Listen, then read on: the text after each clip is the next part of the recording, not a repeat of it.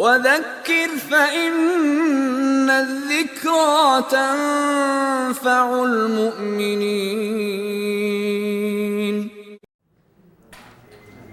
If you look on the verse 41, just about the prayer, I think this is really interesting. It's on page 1020. It says, seest thou not that it is Allah who praises all beings,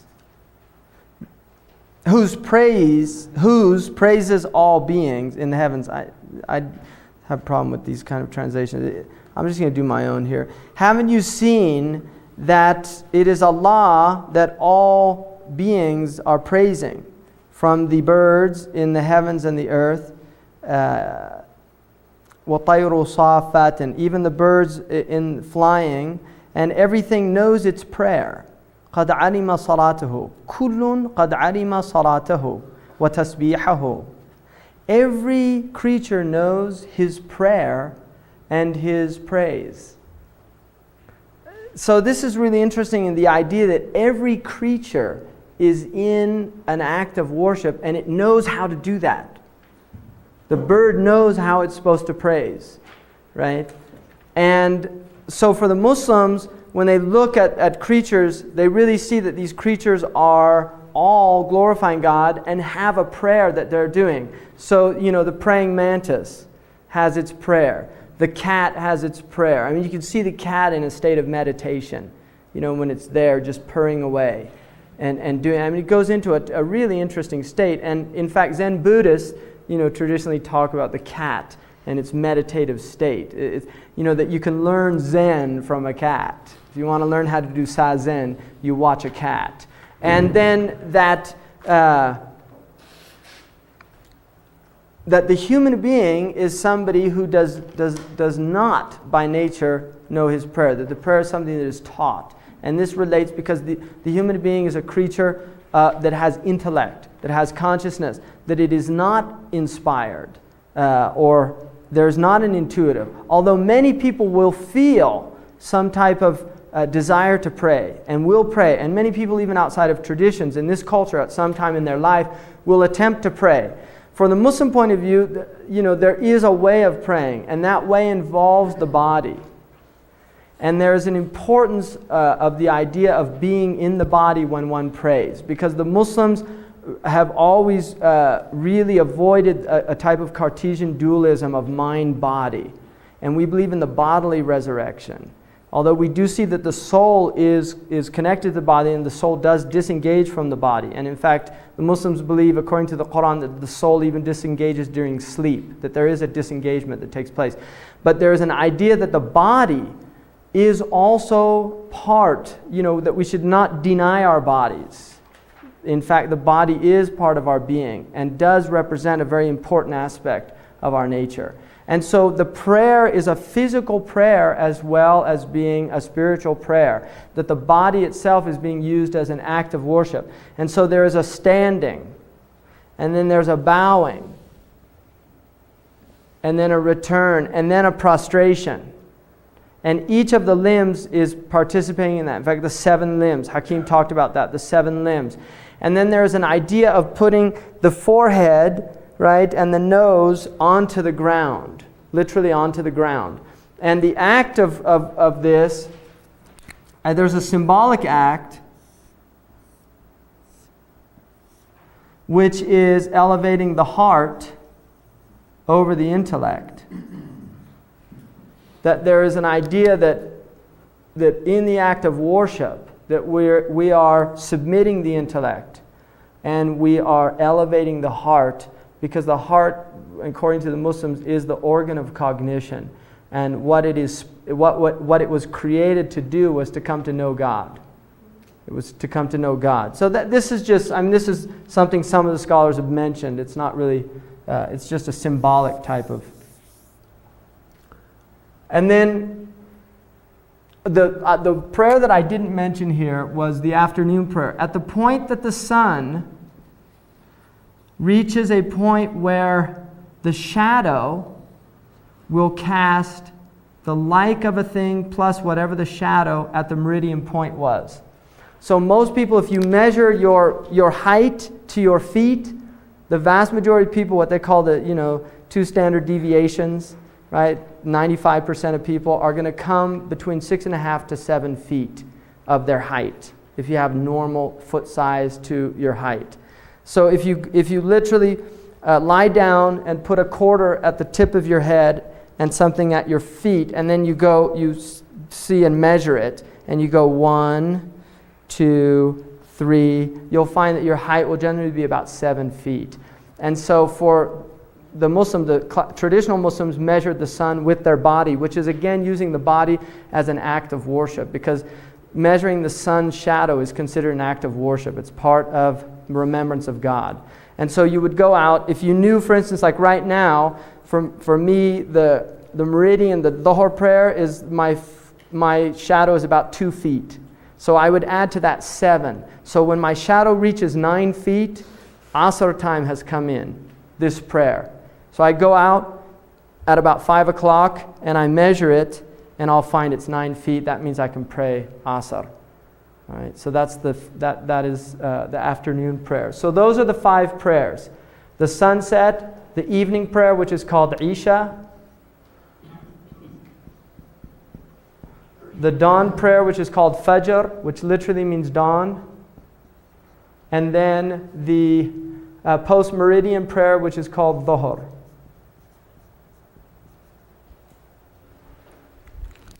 So those are the prayers. That's the first pillar. What you will do, or the second pillar, not including the Shahada. What you will do is you will 5 times a day stop everything. In Muslim countries, traditionally, people left their shops. I mean, this is less so now because Muslims are being secularized like everybody else. But traditionally, and you can still find this in some countries, Muslims will leave their shops. Oftentimes they didn't lock them. They would literally put drapes, because for somebody to steal while somebody was praying, even a thief had a sense of honor there, right? That was not a good thing to do. And it's interesting that traditionally many, many court cases were decided based on what's called an oath, where the judge would say, do you swear by God that you're telling the truth or lying? Historically, many court cases were solved because people were quite literally afraid of bearing false witness or lying in that. And they would say, I can't say that. And that would literally end the trial. Many cases like that historically. So traditionally people did have a sense, that there were certain things, even the thief had honor.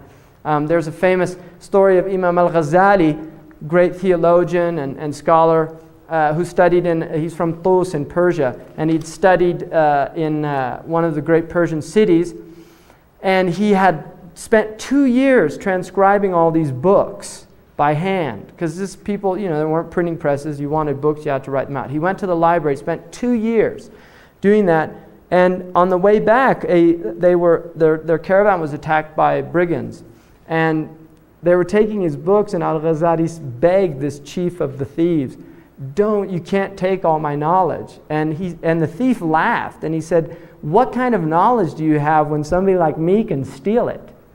And al-Ghazali said that he realized that God had made him say that, to let him know and to remind him that true knowledge was not in books. Right. What's that? Yeah, that's it. What's that? The 5th prayer, let's see, you would have Maghrib, Isha, Fajr, Dhuhr, and Asr is the last prayer, Asr. And that means the afternoon prayer.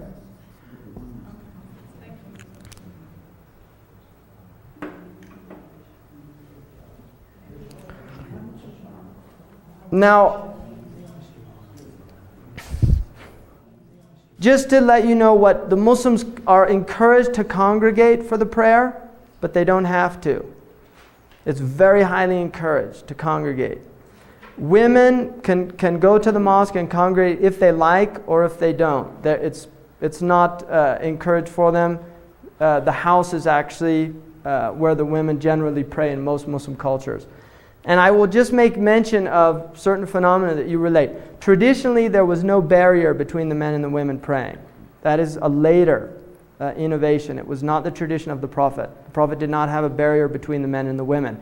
That came later. In many Muslim countries, you still do not have that barrier. For instance, African countries, North Africa, you do not have that barrier. In the Middle East, in the Indo-Pak cultures, you will tend to find barriers. So that is more of a cultural phenomenon. It is not a religious, it's not part of the religious tradition. Even this, what they call the masharabiyya in the mosque here, which is this a latticed woodwork between the men and the women, that is not traditional. That is, well, it's traditional in terms of Muslim culture, but it is not from the religion. The religion does not say that. That is something that people introduced as a cultural phenomenon.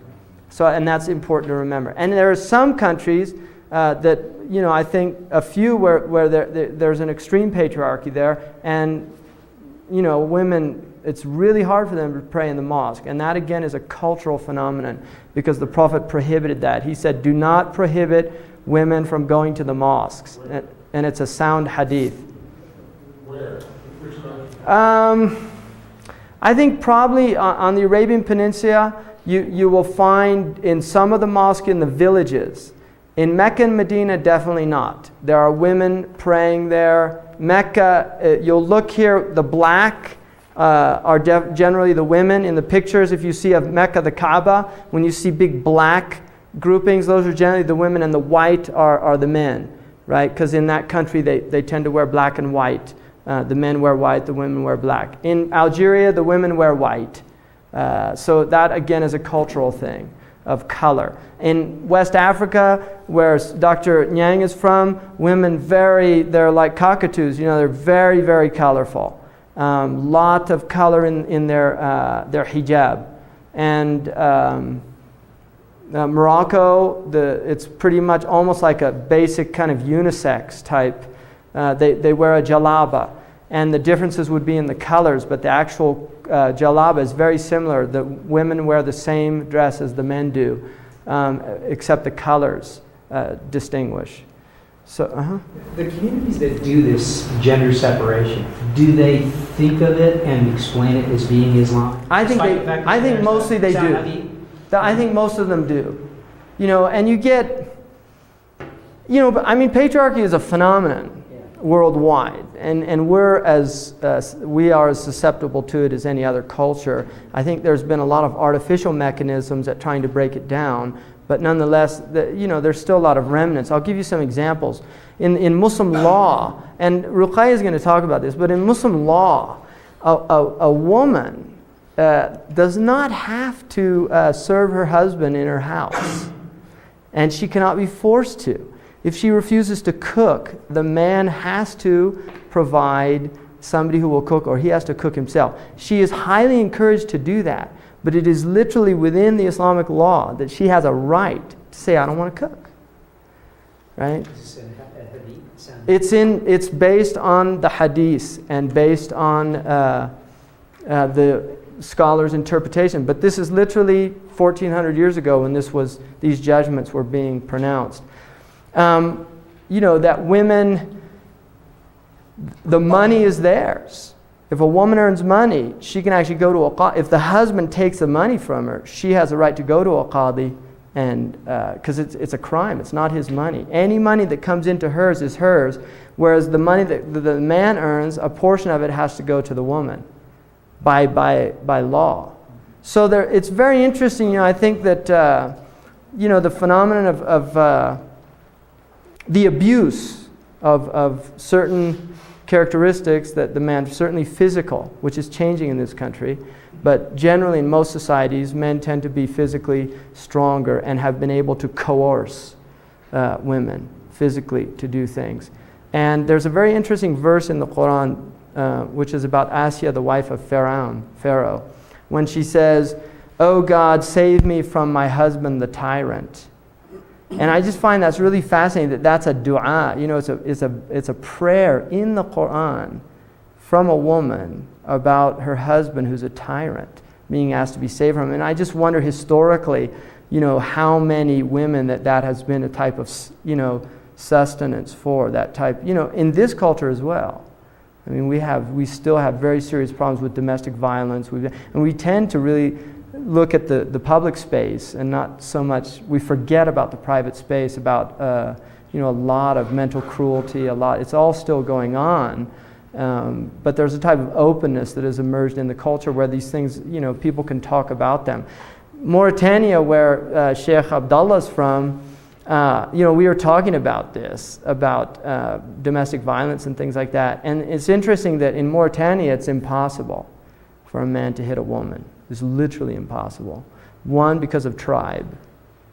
In other words, marital relationships are they're very related to the family. And so for there to be any injustices towards the woman, it's going to affect very heavily on relationships, interfamily relationships and things like that. And the women generally tend to be very educated from his group particularly, and know their rights, and they're strong women. There's also no polygamy in that culture at all, because the women put a condition in their marriage contracts, I don't want a second wife. And they know that's a right that they have. Right? They can stipulate that in a contract, and they do that. Absolutely. From Hadith? It's from, again, it's from the scholars' understanding and interpretation. There are early community instances where that was from the companions, where that was established. Did somebody ask a question? Yes, I did. Could you speak a little bit about the ablution? Ablution? The cleansing, I guess. Okay, good point about the prayer. There is a water cleansing, ablution. I hate that word. I don't know where that comes from, ablution. Ritual ablutions. It's a Latin word, but I just don't like it. It's Catholic, do you think? Is it? It's used in the Catholic Church. It is, isn't it? Yeah, I think that's where they got. It's always bothered me, that word. I just don't like the way it sounds. It sounds like something bad. Ablution.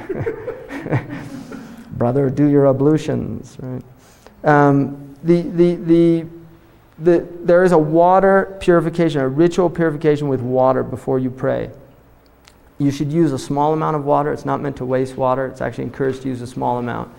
And it's basically a washing of the face, the arms up to the elbows, a wiping of the head, not a washing, just a light wiping, and then a cleansing of the feet. And the idea is to enter into a ritual state. All religious traditions have this idea of entering into a ritual state of purity before you go into the divine space. And that's the idea there. And the proof that it is ritual and not related to actual physical type, although it does have physical qualities, is that you can use earth to do it in the absence of water.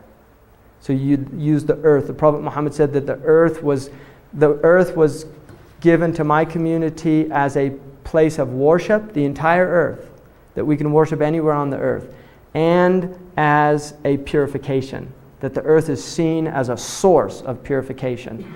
And the Prophet Muhammad, peace be upon him, said in a tradition related by Tabarani, he said, beware of your mother, the earth, that you should transgress or oppress her, because she will bear witness against all of those who have transgressed against her. And there is an idea in the Islamic tradition, literally the Prophet Muhammad said that the entire earth is raised up on the Yawm al-Qiyamah, on the Day of Judgment, and will bear witness. And the Prophet Muhammad said that rocks will bear witness, that trees will bear witness, that rivers will bear witness against those who did harm to them without just cause. Right? Is there a tradition of ritual cleansing for women after their menstrual cycle? There is. Like in the Jewish tradition, yeah. A woman is considered ritually impure during the menstrual cycle, and she does not pray during that period, right? Because that is a cleansing time. She does not pray during that period. She's absolved from the prayer, and there's no stigma related to it. In fact, the Prophet Muhammad, because in some of the Orthodox Jewish tradition, the woman is, the man stays away. Yeah, she's separate. The Prophet knew, because there were Jews living in Medina, and he wanted to break that tradition, and it's recorded that he recited the Qur'an while on the lap of his wife Aisha while she was menstruating. And he was letting people know that there's nothing wrong with the woman during that time. It's just a period of personal purification, and it does not extend beyond her. She can cook. Like she's allowed to cook during that time. She's allowed to, in fact, even foreplay is allowed during that time between a male and a female. But the Prophet said, avoid what is between the belly button and the knee. In other words, don't, because that's a time when it's prohibited for actual sexual intercourse.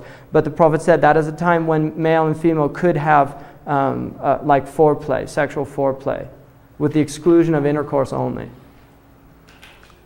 So, any questions now, just about all that's transpired? Was there a number of times, repetitions for the ablutions?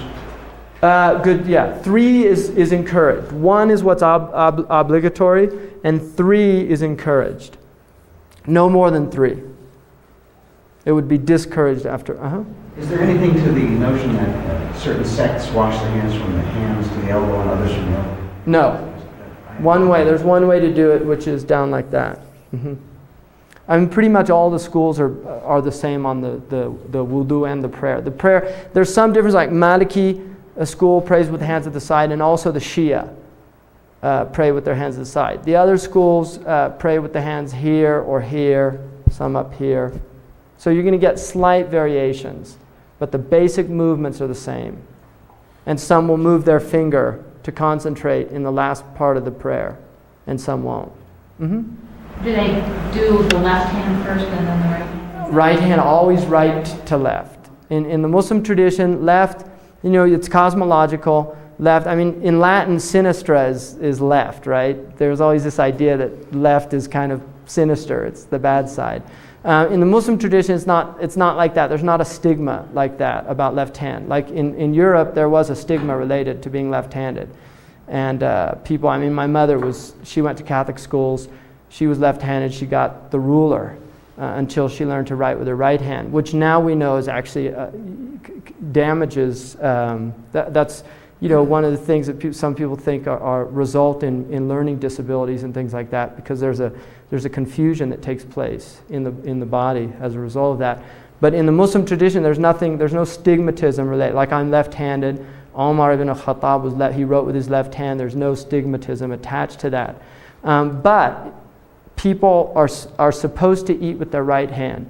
The left hand is used for cleaning, like the urine and cleaning the feces, right? So the right hand that's why you would never shake with your left hand. You would always shake with your right hand. So in Muslim cultures, the right hand is very important. And one of the reasons that the thief loses the right hand is it's when they break there's a deep breach of the social contract when a human being steals from another human being, and there is literally a severing from the society that takes place. So to lose the right hand is a very traumatic experience in the Muslim culture. Is there any linguistic parallel between the right hand, the word right, and the word law, as there is in a number of them? Absolutely, yeah. Right, yameen, means, it's like an oath is called swearing, a yameen, right? I swear that this is true. You're swearing with the right. And also yuman is a good omen, and sha'am, which is related to the left, is a bad omen. So there is a cosmology involved in it. And also the idea in classical cosmology, which is Indo-European as well as Chinese.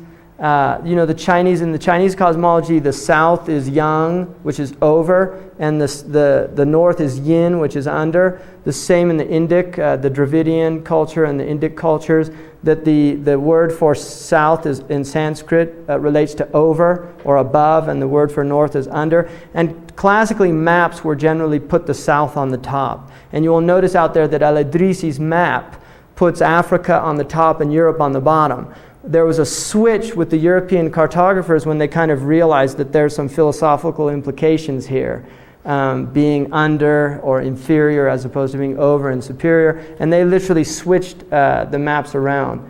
But the book that a lot of European cartography was based upon was the Book of Roger, which was done by Al-Idrisi for the Sicilian king of Sicily, Roger, and he had his maps with the south on the top, which is related to facing the east in the morning.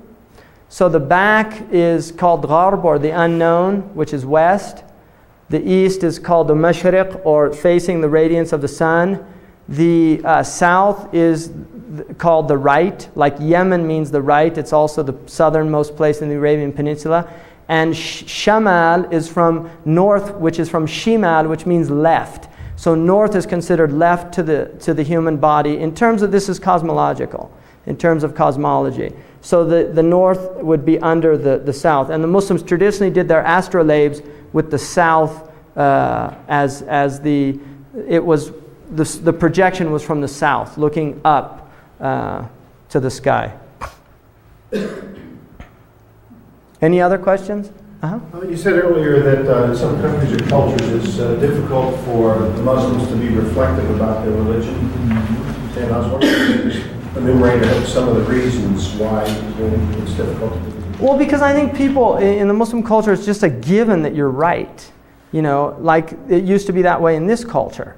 You know, it was just given. Christianity was true. Everything else is false. That's just a given of any culture that has a dominant religious teaching that still has power and influence. And certainly Islam is still in that position in the Muslim world, where to question or to really think, why am I a Muslim? You know, other than the fact that I was born here, that most people won't come to that. There would be judgment. There would be social stigma, for one. But see, I don't even think that should negate. Even if there was, it's still important to reflect and think. You know, I mean, you have always had people within cultures that have questioned things. I mean, there were always people in the Christian tradition that remained Christians, but they could still challenge the culture. Sometimes they were burnt at the stake, other times they weren't.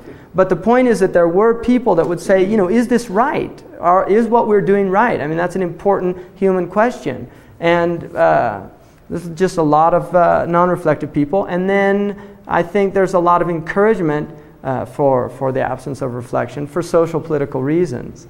You know, I mean, in this country, you know, we're a country of entertainment. People know massive things about sports and basketball and baseball and football, and adults that can give you brilliant analyses of, you know, why this team's going to make it to the Super Bowl and have all their stats at hand, and they don't have a clue about the national debt or why we're paying over 50% of our tax dollar to interest on our national debt, or why our schools are literally crumbling before our eyes, why there's children killing children. Why, you know, really, there's just not a lot of emphasis on analyzing, on thinking, on seeing. So, you know, we're as much, I think, you know, the Americans, we tend to delude ourselves often. I mean, you're all educated people, so it's probably not the case, but there's certainly a lot of people out there that really haven't given a lot of thought, that they're much more obsessed with, you know, the latest entertainment, what the latest movie is out there, you know. The Romans controlled their societies with bread and circus, right? Bread and circus. It's a very common political way of maintaining What's the specific rationale behind prohibition of eating pork? A pork? Okay, rationale, there are two things in the Sharia that are understood by the Muslims. One is that there are some things that we know why, and there are other things that we don't. The things that we know why with absolute certainty are those things that we're told in the Qur'an or in the Hadith that that's why it was prohibited. For instance, in the Qur'an it says, do not go near sexual perversions because they are foulness and they lead down a terrible road. So illicit sexual relations, the idea is that they will lead down a terrible road. There's a hadith of the Prophet Muhammad that perversity will never manifest in a people except they're afflicted with diseases and illnesses that were unknown to previous generations.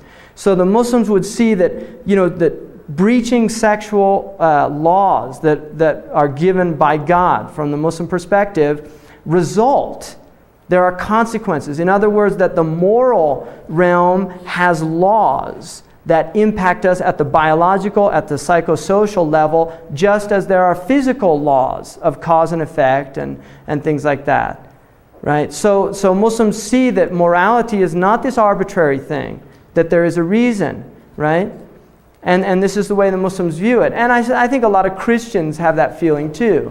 I mean, a lot of Christians point out that if you are monogamous, you will not, you know, if two people who are both virgins enter into a marital situation and do not breach those boundaries, they're not susceptible to venereal diseases. It is a simple fact of biology, right? So that's at one level. Now the other level is that there are things that we don't know why God has said don't do this. And the reason that the scholars say is that there are some things that he has not told us is because it's one, a test, that will you do it even though your intellect is not fully capable of comprehending the wisdom behind it. And two, that it's an aspect of submission again. Now, the scholars have always encouraged seeking reasons, wisdoms to increase people's faith, but never to say as an absolute, this is why. Concerning pig, generally pig has been considered an unclean animal. It eats unclean things. Its form is it's an unclean form. And some modern Jews, like Reformed Jewish tradition, some of them who've gone to very liberal positions have pointed out, this was really for trichinosis and diseases that related to, but now that we know scientifically, and they would actually consider it acceptable to eat pig. The Muslims would never go to that. Why is shellfish not prohibited? Shellfish is discouraged according to Imam Abu Hanifa.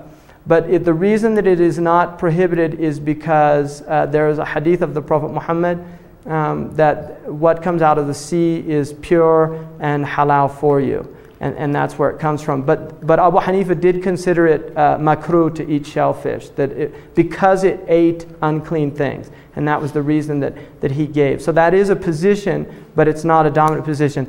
And again, one of the things that the Qur'an mentions is part of the Prophet's message was to lighten the load of the previous dispensations. So there are actually some lightening of loads concerning what was binding on the Jewish tradition, because from the point that people were getting weaker at maintaining the guidelines of God. And so there was kind of making it easier for people for this last stage of human existence, because people do not have the same spiritual capacities as the ancients did.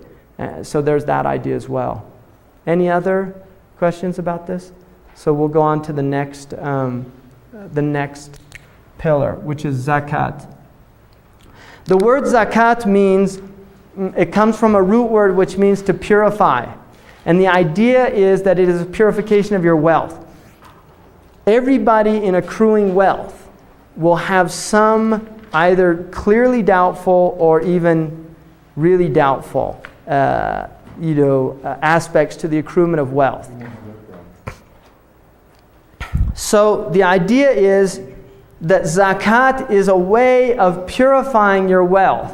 And the Prophet Muhammad was prohibited the taking of zakat for his own family. They cannot be recipients of zakat, Bani Hashim.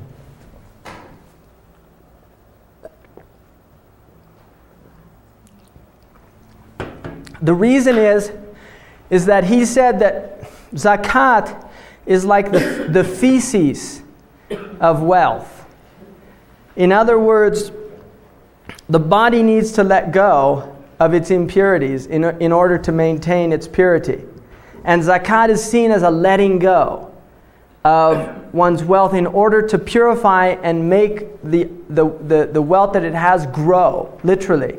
Yeah, but if how do they then turn that around to the recipient who receives this?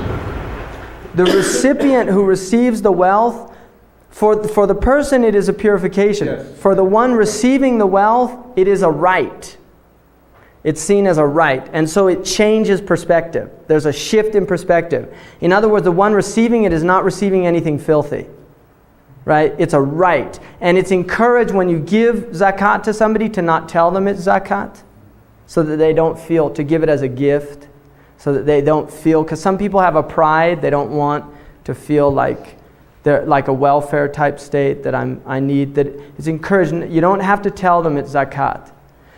It's also encouraged to give it smiling with as seeing that it's an honor. So the person giving it, these are in the books of fiqh related to giving zakat, that you're supposed to give it in humility, not in arrogance. That you give it to the person literally feeling like you're honored to do that thing. And the Prophet said one of the signs of the end of time is people will consider zakat like a fine. In other words, they wouldn't see it as an honor, but rather as like taxes nowadays, right? Have to pay it. Clearly, both parties involved, both sides know kind of what's going on. I mean, don't they have an understanding of, I mean, like say it's... I've given zakat many times in which the people had no idea that it was zakat. Oh, really? Absolutely, many times. How would, like, is there any example that you can give of, like, how would that... Well, Muslims, I think you'd be really surprised at the generosity of Muslims that are practicing to other Muslims. They're very generous. If within a community, like in my community, for instance, we had a man who recently lost his job, and I found out about it, and I knew that he was in a hard condition. I contacted a few people, and in one day we raised $4,000, and I gave that to that person, right, just to help him for the next couple months until he could get a job again. And I didn't tell him. I said, this a gift, Now there were people that gave it as zakat, but I didn't, I don't have to tell them it's zakat. Mm-hmm. There are times when you'll find things on your doorstep. That's true. You may find a bag of lamb, you may find an envelope with money, and you don't know who. Very common in the Muslim community. There's definitely, I think Muslims do still have a sense of taking care. Like things like homelessness in the Muslim world, those are still real shocking. Like the other day we saw a man, and I was with Sheikh Abdullah, and he didn't have a shirt on. And he asked me first if he was crazy. Because in their country, you would never not wear a shirt in public. It would literally be, for them, it's a sign somebody was mad. And the same with shorts. That's something he hasn't, I don't think he's quite grasped it yet. Just because their culture is still very, very modest. But we told him that he's probably homeless, and he said, "What does that mean?" And he literally didn't know what it meant, because in that country you could they just build like they take tree limbs and the women will sew like burlap sacks together and make a little house, and you don't have to pay property tax, and you don't have to, you just set up shop. And he didn't have a concept of like being homeless, and then he just said to me, with all of this, like, there's so much here, because he's coming from a place where there's nothing. And he said, how is it that like somebody could be without a place to sleep? With all, like, it was something that I don't think his intellect really could quite grasp, right? Very kind of interesting. Really interesting book to read about this is Winners and Losers in the New World Order by Jacques Attali, right? He talks about this phenomenon of increasingly people becoming accustomed to planetary boat people. That's what he calls them. Planetary boat people. Where you'll go to the ATM and the bum's there, and we just become inured to it because it just becomes more and more difficult for people to deal with. How is the giving of zakat in relationship to whether the receiver is Muslim or not? The receiver, that's a good question. Let me tell you and I'm going to get to that. Let me tell you basically, zakat is a local tax. It is not meant to go outside of the community. The Prophet said those closest to you are most worthy of your help. So the idea of acting locally is really important. That if you're fighting for the rights of the Tibetans, and your own community, there's people oppressed, the Muslims would see that as a kind of disconnection. It doesn't mean that you're not sympathetic with something happening over there, but the thing is you begin at home. You begin cleaning up your own home. So zakat goes back to the wealth of the local community. If there was no one in that community that is impoverished or needs zakat, then it will go outside of the community. And you first give to your relatives who are in need before you would give to strangers. Now, the recipients of zakat, there are 8 categories mentioned in the Qur'an itself, and those are considered the only recipients of zakat. One of the only non-Muslim group are what are called mu'allafat qulubuhum, which are people who are very close to Islam. They're very interested in Islam, they're close to Islam. Those people, it's permissible to give them zakat money. If they're not Muslim, then you can donate money to them, but you cannot give zakat. Zakat is the right of poor Muslims. In other words, the idea that you take care of your own before you go outside. But traditionally, the Muslims in the early 19th century, during a famine in France, the Bey of Tunis and Algeria sent wheat to Europe to help relieve the famine. So traditionally, the Muslims did have a concept of helping other peoples if they had a surplus. But first, you help the people within your community. And then also Jewish, there's a beautiful story of Sayyidina Omar, because Jewish and Christian and non-Muslim peoples like Buddhists and others pay a tax to live under the Muslims. And Omar saw a Jewish man begging, an old man, and he said, "Why is this man begging?" And they said, "He doesn't have any money." And he said, "We took money from him when he was young, so we should take care of him in his old age." And so he demanded that Christian and Jews and other people, if they had no one within their community to take care of them, then there should be money taken out of what's called the Bayt al-Mal, or the collective bank of the Muslim government, to help those people. And it's interesting that during the time of Umar ibn Abdul Aziz in Damascus, the government actually paid for and supplied people, not dogs, but people to take care of blind people as an employment, right, which is mentioned in the books. Is there a certain percentage then that they make? Good question. The percentage is, there are three types of zakat. Income tax is prohibited in Islam. You cannot tax people for income that they're using to live by. You can only tax them according to standing wealth that 1 year has accumulated. So if a year has passed and you still have the wealth, that's what you pay zakat on. You don't pay zakat based on what you made that year.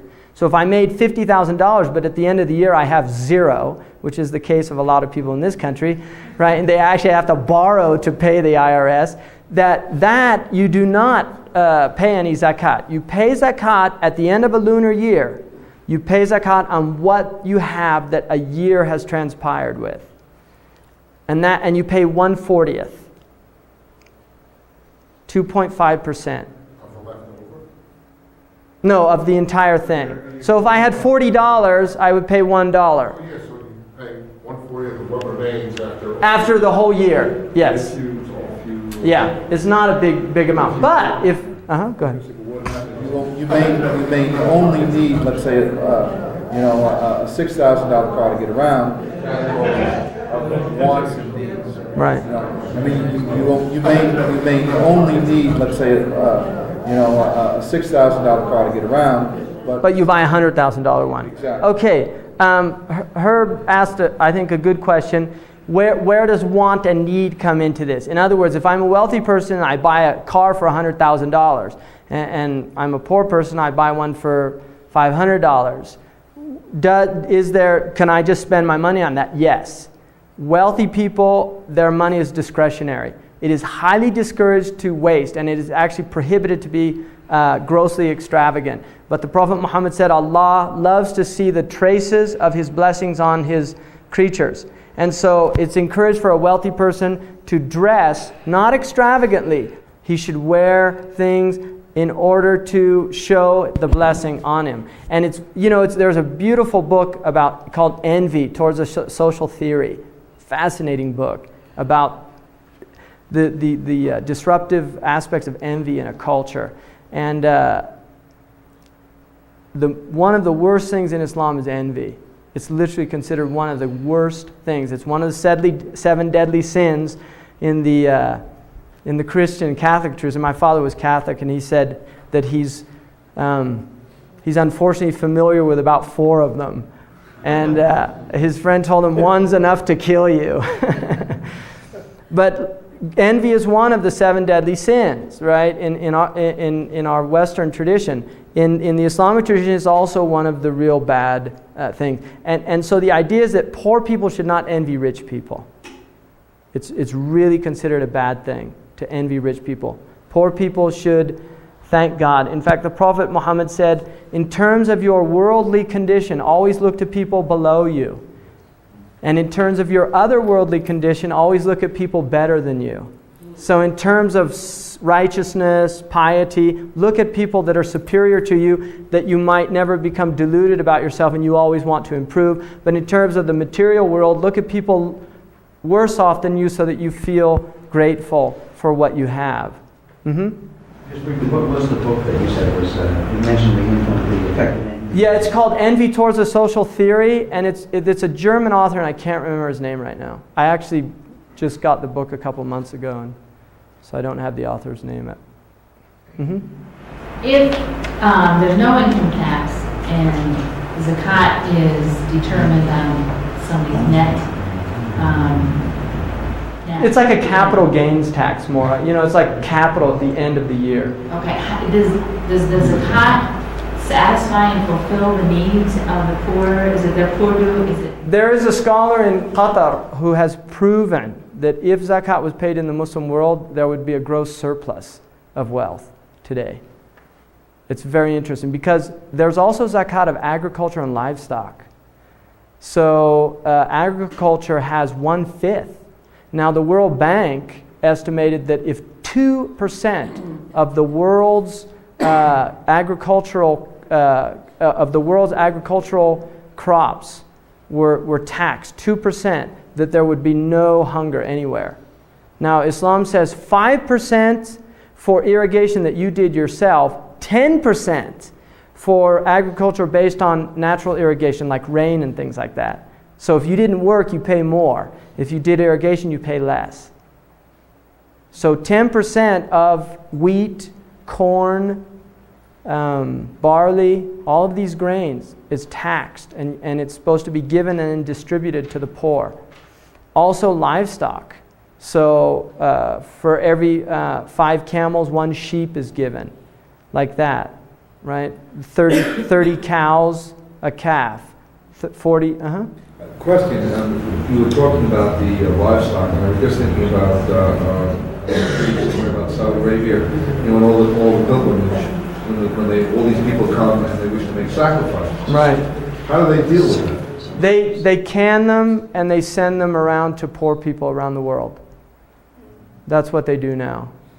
The meat that's sacrificed during the Hajj, and no, I didn't sacrifice. You don't have to sacrifice if you made there's 3 ways of making Hajj.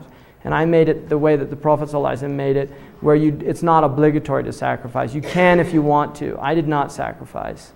But if you do sacrifice, the meat can either be eaten there, it's encouraged to distribute it amongst the poor. And the Eid, the reason that's encouraged to sacrifice during the Eid traditionally was that poor people generally did not eat meat very often. And so the idea was on the Eid, it was a time when you brought meat to the poor people to give them meat. Now meat is becoming more increasingly cheaper, and so you're finding people are meat eaters all over. Sayyidina Omar said, beware of meat because it has the addiction of wine. And he also said to one man who used to eat meat every day, every time you desire meat, you buy it? And he said, yes. And he said, I'm afraid you're going to be from the people who lose all their good deeds in this world. In other words, that you enjoy the world so much that you can't show the right gratitude.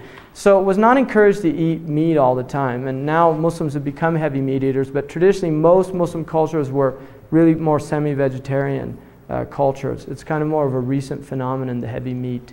And beef is very new in the Muslim world. Traditionally Muslims were not beef eaters. They were goat and sheep. In Muslim cultures, where, particularly in the 20th century, where there's been, say, oil discovery and wealth, how is that affected zakat? Is it causing problems between? That's a really good point. Yeah, there is a lot of problems. There's a lot of resentment. There's a lot of envy, things like that. But technically, buried wealth, there's different opinions about it. Most of the scholars say that it goes to the Muslim collective bank, what's called the Bayt al-Mal, and it should be used to develop the Muslim communities, to help the poor, to build schools, to do these things. It should not be personal wealth. Some say that no, 20%. It should be taxed 20%, and then the land of the people that it was found on, they're the ones that benefit from it. So there are some differences of opinion, but there's definitely, in many of the countries where there's been natural resources discovered, and the Muslims do have a lot of natural resources in the Muslim communities. There's just been a gross expropriation of the wealth and exploitation of it, which is very unfortunate. And there's also been a lot of outside influences. I mean, we know when Mossadegh, who was the prime minister of Iran, wanted to nationalize the oil, there was a CIA coup that ousted him. So there's hands outside that are also impacting very seriously how the wealth is being used. People, if you know about petrodollars, then you know the fact that the vast majority of petro wealth is literally being supplanted and invested in Western banks, and the Western banks in turn are using that to finance a lot of the projects in the quote-unquote third world, which end up causing major problems because of interest payment and things like that. So very complicated world conditions, but I think they're really worthwhile bringing up to your students. Because we have to, as communities, we just have to start thinking about this stuff. We're so marginalized from these dialogues, and I think just normal people should be participating in trying to understand what's going on. Why are countries like Mexico, paying these massive interests to, there's more interest now coming out of the third world than there is aid going into it. So there's a lot of very serious contradictions going on, and then a lot of the massive projects that are being developed, the World Bank and the IMF encouraging these gross projects, the dam now in China and Brazil and these type of things that really, if you read somebody like Suzanne George, really worth reading. Fate Worse Than Debt, Ill Fares the Land, How the Other Side Dies. She worked for the World Bank and then kind of reneged and realized that she felt that they were doing a lot more harm than good. And she's written some really, really worthwhile critiques. And not from a kind of conspiratorial type, just really kind of analyzing the thing. I think Suzanne George, she works now, I think she's supported by the Catholic Church, actually, one of their organizations. You said there are 8 types of zakat. There are 8 recipients. There are 3 types of zakat. Can you run through? Poor people.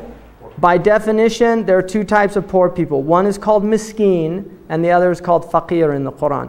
The miskeen is the one who doesn't even have a day's worth of their livelihood. The poor one is somebody who does not have a year's supply.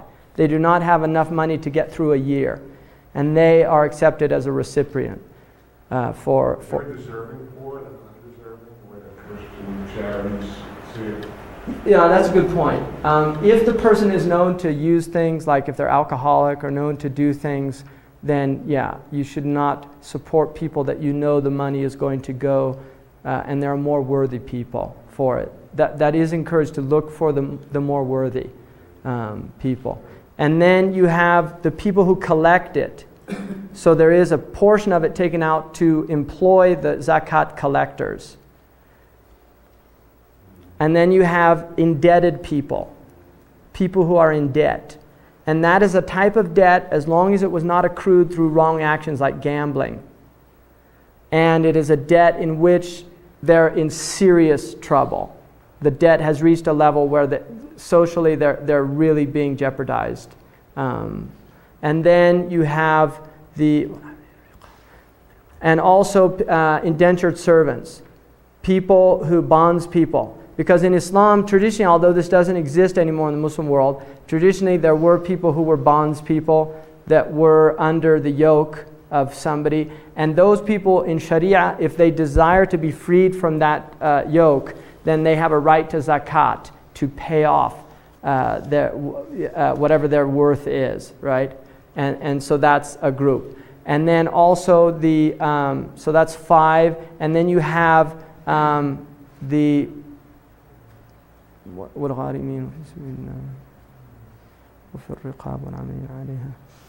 then you have people, the Ibn Sabil, who is somebody who's traveling, and this is also pre-ATM, because he can be a wealthy person as well.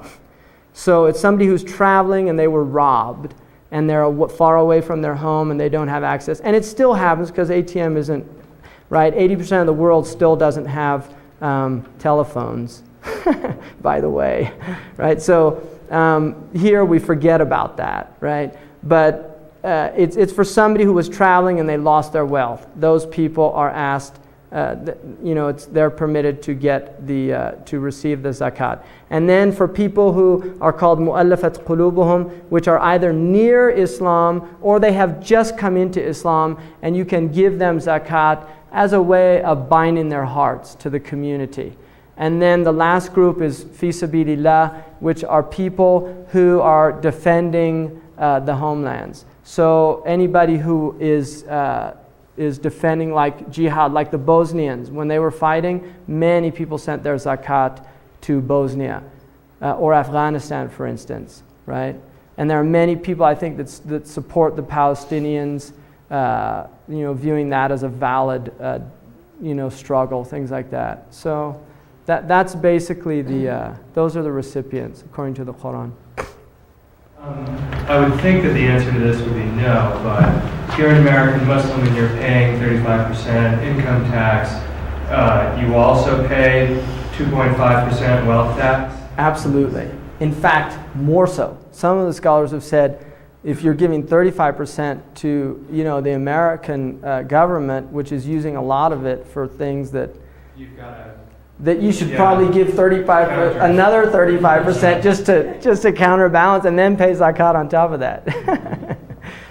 A lot of Muslims have a lot of cognitive dissonance about taxes in this country, particularly immigrants who, their countries are, there's just a lot of problems going on, and they feel there's a lot of cognitive dissonance there, because of such a huge portion of our taxes go to military. I think 54% is still allotted to defense and military budgets and things like that.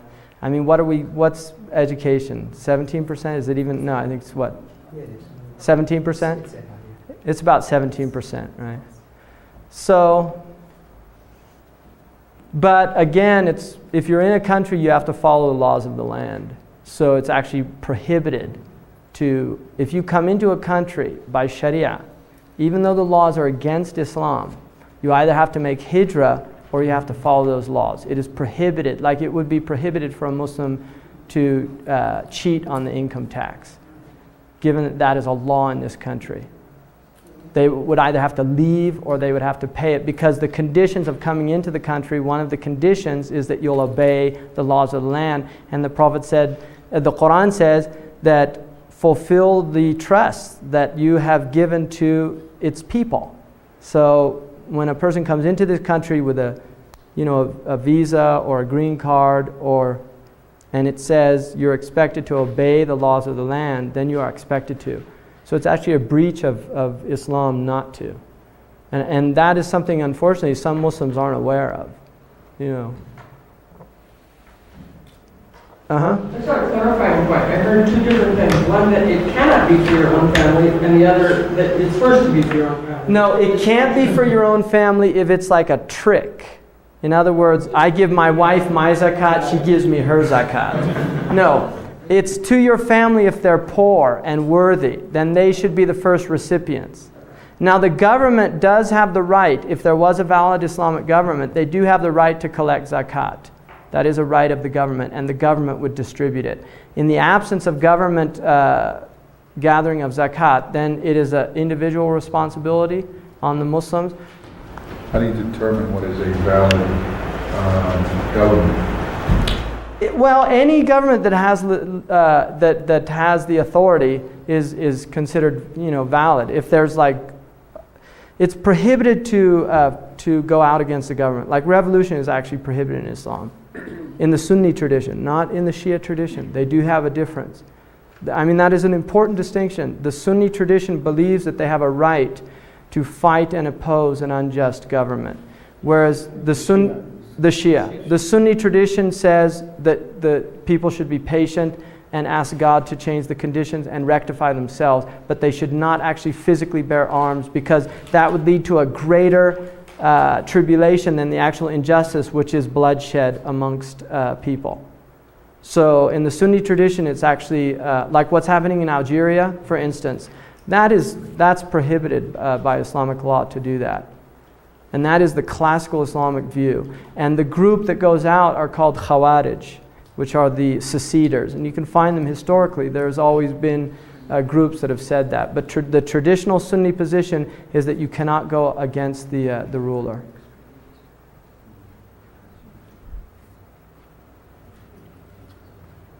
Any other questions? When you mention a legitimate Islamic government, would this be a government that has as its ultimate law? Absolutely. I mean, that's the ideal. But even if they're not implementing the Qur'an and they don't openly say that they don't believe in it, they're still considered the legitimate government. So they would then have the right to collect these? Yes. And this could be in lieu of a welfare department or something like this? Zakat, that's the whole point of zakat. Yeah, it's to help the poor people. It's a right of the poor people. And it's interesting because the Prophet said, take from your wealthy the zakat and return it to the poor people. So it's almost like, people get rich off poor people because the vast majority of the world's population is poor. I mean, we forget that. We really do have a very high living standard. But the vast majority of the world's population are poor people. And the wealth, even America's wealth, is largely dependent on a lot of, of wealth from other countries. We have very cheap oil in this country. I mean, for example, for a liter of Coke is about how much? I don't buy Coke, but what are you paying there? $1. $1? You're paying more for sugar and water than you are for a liter of oil, right? And sugar and water are pretty much inexhaustible resources. Relatively, I know there's some problems now with water and things like that. Whereas oil, you're dealing with an inexhaustible resource. It's grossly underpriced.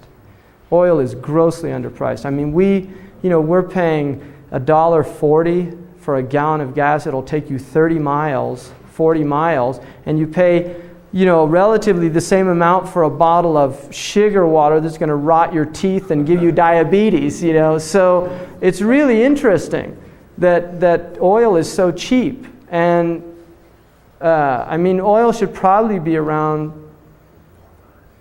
what's that? I was saying 4 or 5. At least. My father now, that's what he's in. He left teaching and got in because my grandfather was in the oil business, and he got in it through, when he married my mother, he started working in that, and he's always going on about it. Drives him crazy because, he said it should be around at least 50 a barrel or something like that. It's just grossly underpriced. So, but we have the luxury of having very cheap oil. And the majors, it's hard to believe, but they actually maintain those low prices. So, and the exploration in this country it's unbelievable how difficult it is to explore oil in this country. There are still lots of oil reserves in this country, and most of the old oil fields of the 1930s and 40s were very shallow. They didn't have the technology to go down several miles. They just would go down very short amounts. But oil it's really discouraged to explore oil in this country, and most of the majors are just not interested anymore, because they're making so much money off. It's more expensive. It's much cheaper to buy underpriced oil from the Arabian Peninsula than it is to explore and exploit the resources here. Mm-hmm. I know you want to cover the last couple points here, but let me just clarify one thing. Is it so Muslims in the United States would pay obviously the federal and state and city income property taxes? Yeah. That they owe. In addition to that, they pay 2.5%. Yes. And many of them do, and many of them don't. There are many Muslims that don't pay zakat anymore, but there are many that still do, because now it's an individual thing. There are many Muslims in my area. There are about 70,000 Muslims estimated in the Greater Bay Area. Maybe from that 70,000, 8 to 10,000 are actually praying. So, and from that 8 to 10,000 of those praying, there might not be some that are paying zakat. So it's now become more of an individual. Do you think that's a fair estimate, Suleiman? Because you're more familiar with those type numbers than I am. Isn't it? I reason it's about 10% generally within any given population in this country. Do you think that's accurate? Yeah, that's good. So, and Muslims often fall in very high tax brackets in this country because there's a lot of physicians, there's a lot of engineers, so they're paying a lot of taxes, right? Mm-hmm. In this category, in this zakat category, is that where you were planning to discuss the idea of lending and interest and paying interest in this sort of? That's another. I was going to do that with the Sharia, but I can bring that up now. The idea of just, yeah. Let me just get through that. Go ahead. Okay. No, lost it. I'll come back. Okay. Just when it comes back. Fasting is the next pillar, and that's one lunar year out of the month called Ramadan. It will change. Now it's interesting also to note that the lunar year is basically, it will make a full cycle. In other words, it will go through the solar year one time every 32 years. So if a person average lifespan is somewhere around 65, now it's a little higher in this country, but you're going to be fasting 2 times in all the months of the year. So Ramadan will be in December twice in your lifetime.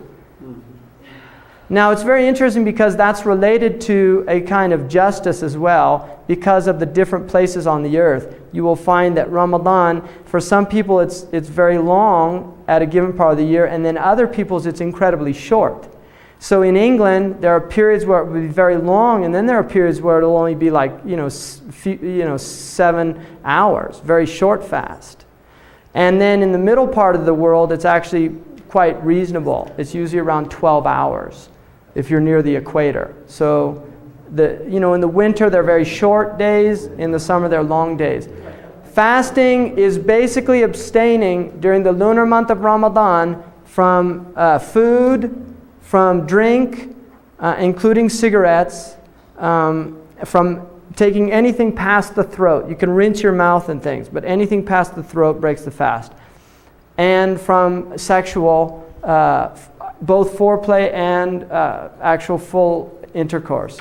So during the month of Ramadan, those things the Muslim is commanded to abstain from, both men and women. In my school, which is the Maliki school, it's not encouraged for children to fast. It's actually discouraged. And if they get older, like around 10, 11, then they can fast if they want to. But it's not considered something that you should force a child to do. So, any questions? Fasting's pretty straightforward. Is there any? Mm-hmm. There have been some students at my school who, during Ramadan, even though they may have been sick and should have been drinking fluids, didn't drink. Muslims, you'll generally find, are pretty rigid about that. And that has to do sometimes with not fully understanding the tradition, because if you're diabetic, it's actually prohibited to fast. If a physician thinks that it's harmful, it is prohibited by Sharia, and you would actually be doing something haram in the teaching. You would be doing something prohibited, because preservation of the self is the second, after preservation of religion, it is the second highest priority in the Sharia. Could you go through the categories of those who are exempt, other than you said diabetics? Old people, if it's difficult for them. If they're able to, but it's hard, they have a choice. People who are traveling have a choice, but if it's hard, they're encouraged to break it. And if it's extremely hard, undue, then they have to break it. A pregnant woman, a nursing woman, and she can either decide for herself or get a doctor's opinion. And the doctor's opinion would be binding on her.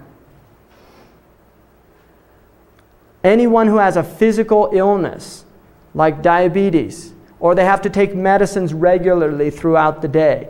Now some scholars have permitted like asthma inhalants, that does not break the fast. There's a difference of opinion about that, but my sheikh gave a religious opinion that it did not break the fast because it went into the lungs. And smoking broke the fast because it was unnecessary, right? Which a smoker would definitely disagree with that. Soldiers, right? What's that? Soldiers. Good point. Yeah, somebody who was fighting, and they needed their physical strength. Now, Hakim Ali Jawan, it was kind of became national news because he was fasting during the playoffs, and it would be prohibited really for him to do that, to break his fast, because it's a sport. Right. That's why. If it was a valid job, like it is permissible, for instance, if there was a harvest that had to be done and they could not do it fasting, and they would lose the crop or something like that because of that, some type of situation like that, then it would be actually permissible to do it. What are the hours of fast? Fasting goes from the Fajr prayer, which is dawn, until the sunset prayer. And then you can eat, sleep, you do sleep in the daytime anyway, but you can eat, drink, and have relations with your husband or your wife. It's during the nighttime. What about getting married? During Ramadan? During Ramadan. You could. Absolutely. Prophet got married in Ramadan. Yeah. Mm-hmm. Ramadan predates Islam. The month predates Islam, not the fasting. But the lunar months of Islam predated Islam. What predates Islam is the rites around the Kaaba. During Ramadan? No. Ramadan does not predate Islam. Fasting in Ramadan is second year Hijrah. Before that, the Arabs did not fast.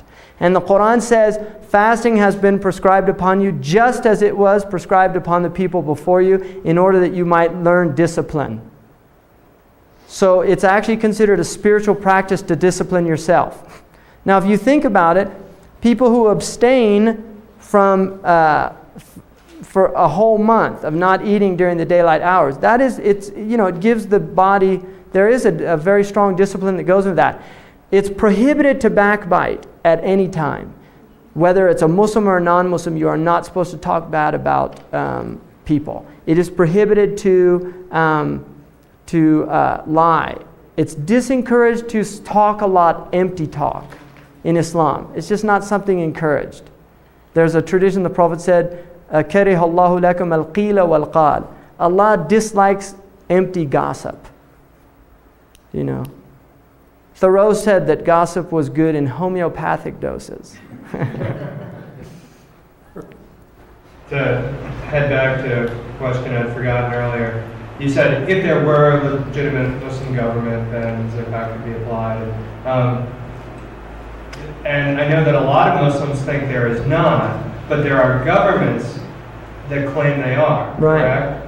Have any of the current governments that claim to be Muslim governments started to collect? There's zakat. There's some zakat, absolutely, in the Emirates, in Arabia, in different places. They do have zakat, and people can pay it through government. Can or not? No, they don't have to.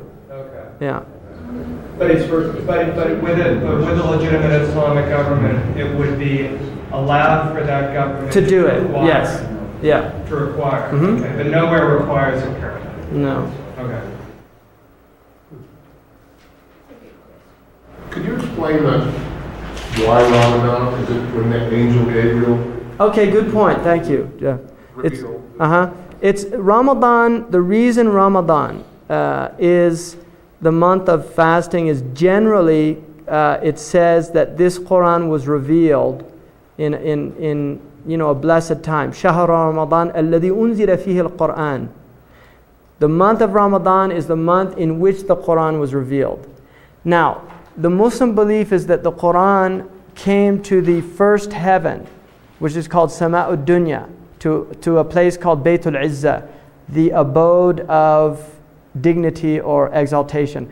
And then that happened in Ramadan. And the beginning of the revelation began on the 27th of Ramadan. And then over a 23-year period, it is being revealed to the Prophet. And in Ramadan specifically, the Prophet ﷺ said that Jibreel used to go through the Qur'an every month with him, but in Ramadan, he used to go through it every year with him in Ramadan, the entire Qur'an. And then in the last Ramadan of his life, he went through it 2 times, and he knew that was his last year. So the Ramadan is considered a very blessed time for Muslims. And traditionally it's encouraged for people to go out and see the new moon. And the Muslims traditionally went out, sighted the new moon, and you would hear a lot of shouts of joy, Allahu Akbar, in the Muslim cities that go up on the rooftops and things. Mm-hmm. Is there therefore a connection between the crescent and the star? The crescent moon, interestingly enough, is a much later. It was the Mamluks that actually introduced the crescent moon. And I think it actually, it was a symbol of some of the ancient moon cults. It's become to be adopted as a symbol, but it's in no way an authoritative symbol of Islam.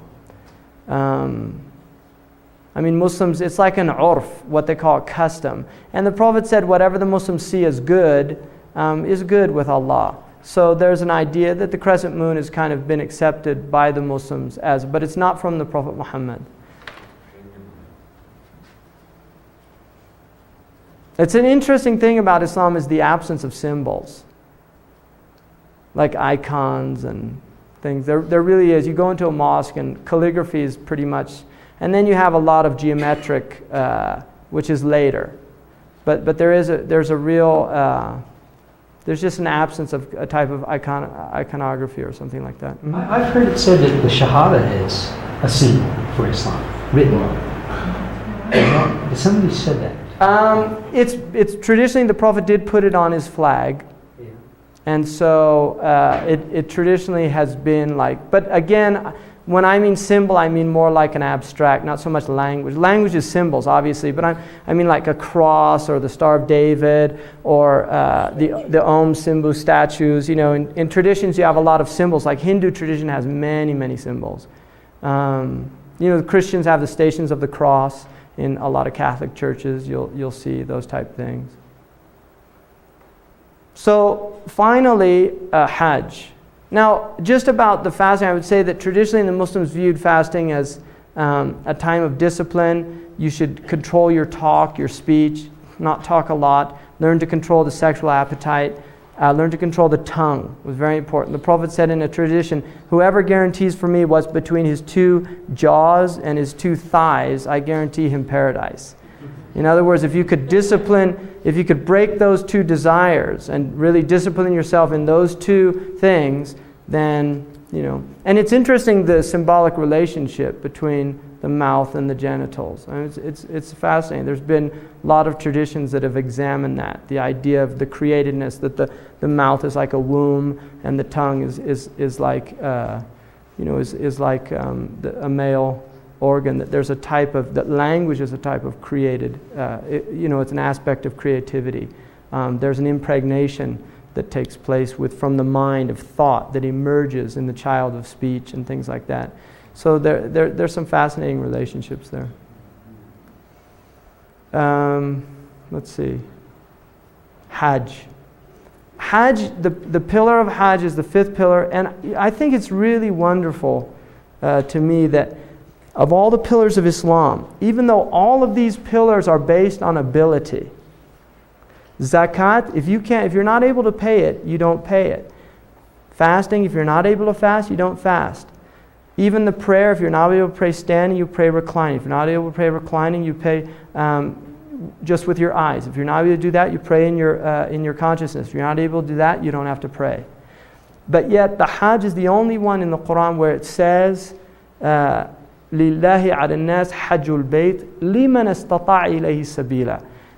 Allah, it is incumbent upon mankind or humankind the pilgrimage to His house for whoever is able to make the journey.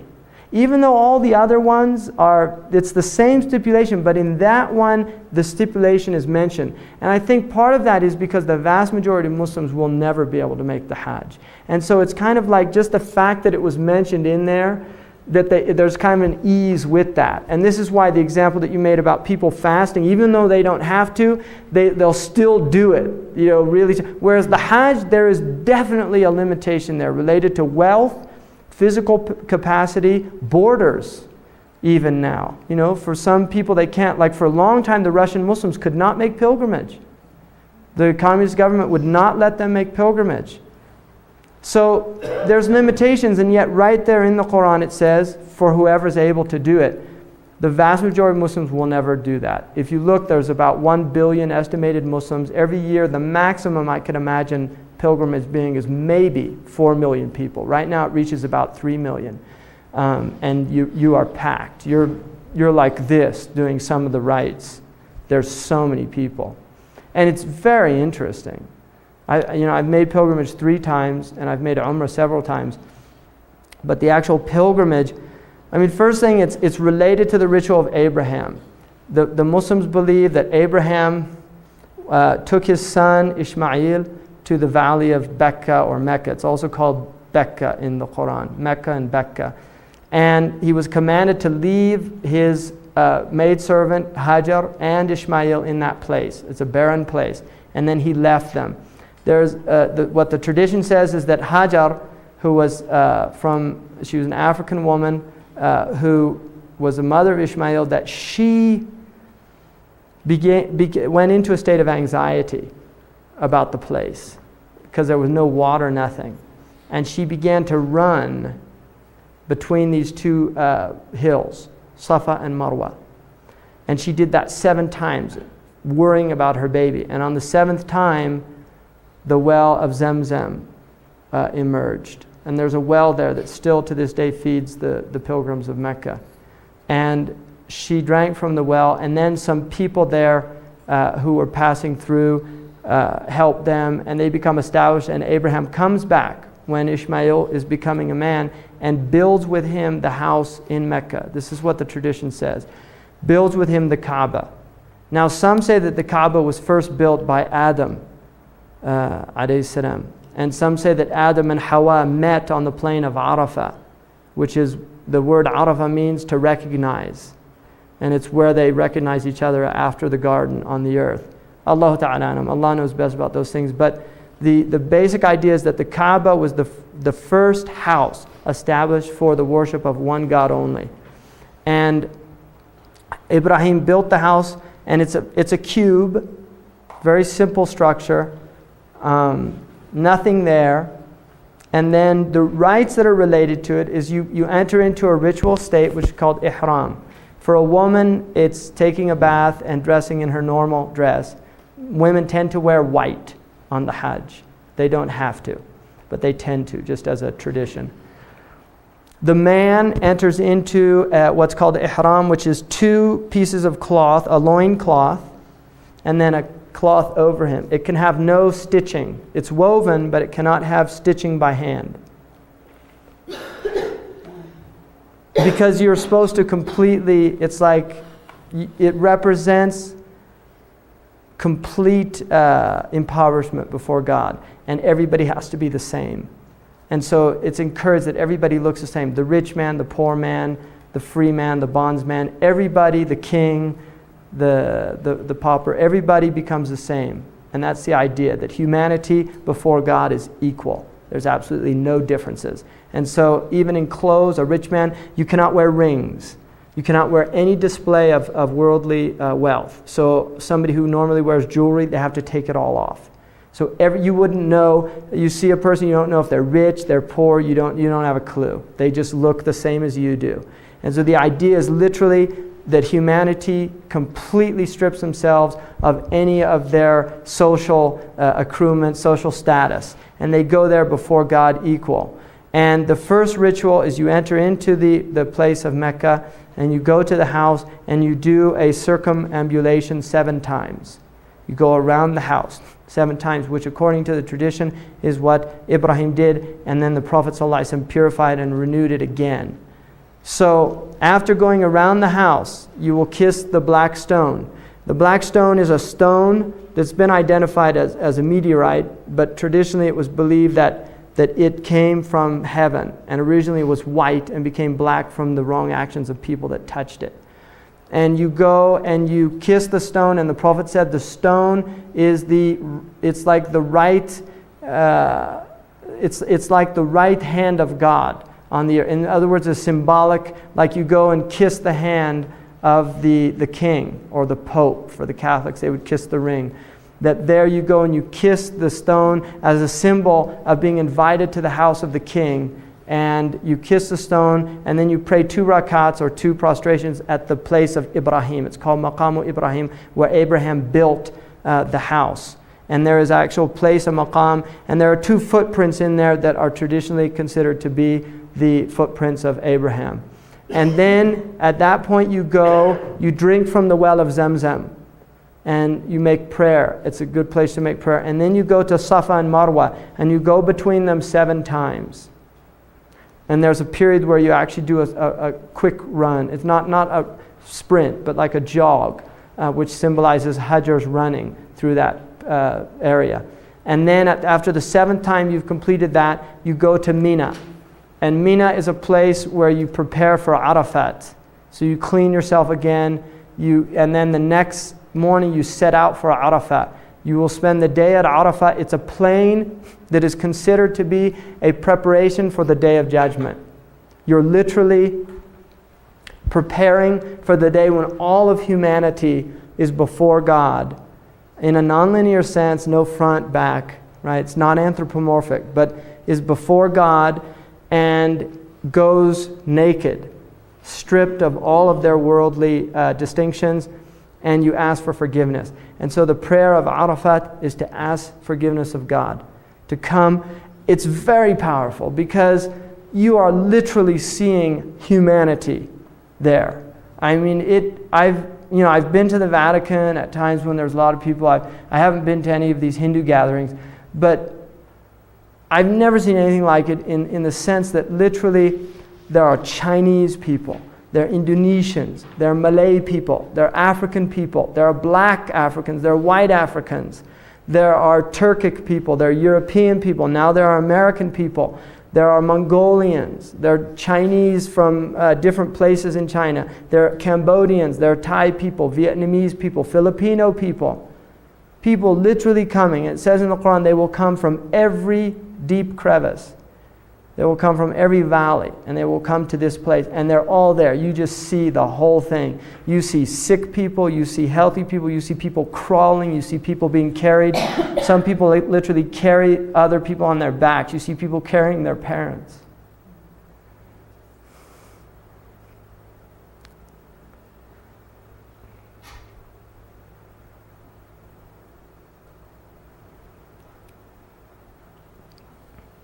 So it's just a very, very overwhelming experience to enter into that sacred space. And the great reminder on that day, the verse that was quoted when the Prophet made Hajj, there was a black man who gave the adhan. And the Arabs looked down on, they had this racism, and they looked down on it and they said, they asked why that man was giving the call to prayer. And so the verse came down that we have created you in peoples and tribes to know one another. So the idea is people come there really to learn.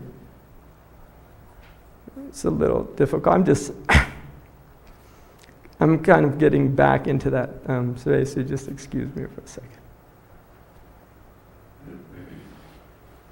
Hajj, for some reason, I just have a hard time talking about because I've been there, and I've had the experience, and they start coming back to me, that experience in that place. But so I'll just try to get over this. The verse just said that, we have created you in peoples and tribes to know one another, and it says the noblest in the eyes of God are the most conscientious.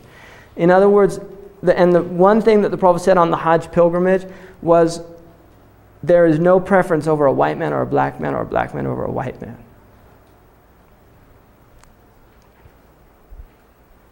So the idea is just to eliminate this insidious aspect of human nature, which is the idea that some people are superior to others. And when you see everybody in that same condition, the nomad and the sedentary, the rich and the poor, and they're all just there in that same basic human condition, that we are bereft and we are poor before God. It's very powerful as a reminder, that beware of considering yourself above this person next to you. because of something incidental like color, or because of something like wealth, or because of something like beauty, or because of something like lineage, that in that place, all of those things disappear and you're just like everybody else. You are a naked creature that has to eat, sleep, and defecate, and urinate, and menstruate, and procreate, and do all these things, and there's something very basic and fundamental to your humanity. So the Hajj really does, and what I've noticed with people who make the Hajj is there is often a very powerful transformation that occurs in their life. It really is a very transformative experience. You are not the same person. You don't look at other people the same way, and there's just a transformation. And traditionally they said if a person comes back worse from Hajj, bad sign. They said either he went there with the wrong intention or it wasn't accepted for whatever reason. So the idea is that Hajj is really a time when you complete it, that it's your life's journey and you're ready to die. And that really is a kind of completion. So those are the 5 pillars, and that's a very quick and general overview. So what time is it now? Quarter after. Oh, it's 12:15? So I went over. We started late. Now you can't do that when there's bells and things, right? So any quick questions? How long is The Hajj only lasts for 4 days. Yeah, and it's actually 3, and then there's the last. Can you explain the part of the Hajj where they throw stones? Good, yeah, I forgot about that. There is a point where, according to Abraham, the tradition, Abraham was like tempted by Satan or Shaitan, and he cast stones. And the idea, the Muslims believe in an entity called Iblis, which is where we get Diablos, or Shaitan. And Shaitan in Arabic means from Shaitana, which means to take people away from or to distance people. And the idea is that there is an entity whose role and function is to attempt to distance people from God, to separate them from God. And there are 2 types of shayateen. There are human ones, and there are ones that are in the unseen realm. The human ones, according to the Prophet, are worse. Right? Human, like warmongers, people like that. People that they thrive off creating. There's actually people that will want to create wars between other people. It's kind of hard to imagine, but there's people that make a lot of money doing things like that, and they derive a lot of benefit. So, and it's also, I really consider in a lot of ways there's a lot of people with, I read this thing called Ad Week, which is really, I would really recommend if you're teaching any social studies or sociology type courses to get your students to read that magazine. Because I think it really wakes them up to the idea of manipulation within their culture. The fact that there are people manipulating them at very serious and psychological levels. And Ad Week is a magazine that it's very hard to find in your average store. You can get it at very good places where they have almost all the magazines. And it's a magazine designed for people who are advertisers. It's not a consumer magazine, it's designed for people. And the interesting thing about the magazine is that the commodity being sold is human beings. That's what's so fascinating. When they put the ads out, what they're trying to sell you is an audience. And they'll guarantee you a certain percentage of sales from that audience. And they really bring really interesting things. Like they had one where last month's Ad Week, and I'm interested just because I'm very interested in media and I'm interested in education. I really think that the media has been very effective at educating people in a certain way. But they had one that said that the recent study that they did, the psychologists showed that American men, that their number one sexual fantasy was with nurses. And what they said was that this was very useful for advertisers because they could have like a beer commercial where a nurse comes in with a beer and the man's in the bed and they don't have to do anything overt. But for that group out there that happens to think that would be an interesting thing to explore, there would be a type of what they call anchoring. in the subconscious, right? And so there's a sexual stimulation related to that type of beer. And this is the type of thing, I mean, they really do this stuff, this type of research. And I think to just empower young people, to let them know that really that there are forces out there that do try to manipulate them for their own good, and to kind of become aware of that so that they're not such victims, that they kind of get a type of critical analysis. Another really useful book was a PhD dissertation done, and I can't remember her name, but it's called Decoding Advertisements, which is a lot about, and it's not, there's some real crazy type about a lot of the real, subliminal type things that I think go a little too far. They start reading things in that just aren't there. But these are more done at they're academics. This is a very serious academic study of trying to understand really what's behind the whole ideology of advertisement. So, any other questions? Could you just tell when they Oh, so what? Thank you. I got off. I'm a tangent. Go off on these tangents. What you do is you pick up these stones, 21 stones, and then you throw 7 stones at these 3 pillars. And it's a purely symbolic thing. And unfortunately, some of these hajis get a little out of hand and they start thinking that really is the devil, right? So you get some stones. And there was a hadith in which a man was throwing big stones and the Prophet said, beware of going to extremes in your religion. The Prophet actually hated extremism. He really did. He did not he was very wary of extremes. He was a very balanced person. He said, my way is the middle way. He did not like people that were fasting all the time. He said, I eat and I fast. He did not like people who abstained from sexual relations. He said, I have sexual relations. He did not like people that stayed up all night. He said, I pray and I sleep. So he really was very wary. He saw one time there was a rope in the mosque tied to the wall, and he asked what it was, and he said, so-and-so put that for when they fell asleep, that it would keep them up. And he said, take it down and tell them not to do that. He saw another man who swore that he would stay in the sun until such and such happened, and he would fast. And the Prophet told him, said, tell him to get out of the sun, and just finish his fast for the day, but not to go into the sun. So he was very against extremes. And so you're supposed to pick up very small pebbles and literally just throw them like this. It's not supposed to be like, whoosh, So people take sandals and throw. I mean, it gets a little crazy. The throwing is actually probably the hardest part of Hajj, because people do get a little out of control. And then you're dealing with a lot of, unfortunately from the Muslim world, you're getting a lot of people coming out of very ignorant backgrounds. A lot of them don't know their tradition. They haven't learned the rules of Hajj. So you have a lot of things. But it's amazing, given the amount of people, given the space, given the intensity, there are very, very rarely any incidents of, I have never heard of any outright violent incidences where people actually, other than I think there were some riots that the Iranians during the whole Iranian Revolution did. But my 3 times on the Hajj, if somebody starts getting angry, there's all these people around them just tell them, be patient, you're on Hajj, and they remind them and things like that. And people respond to that. And the same is true in Ramadan. You're fasting, just relax and calm down.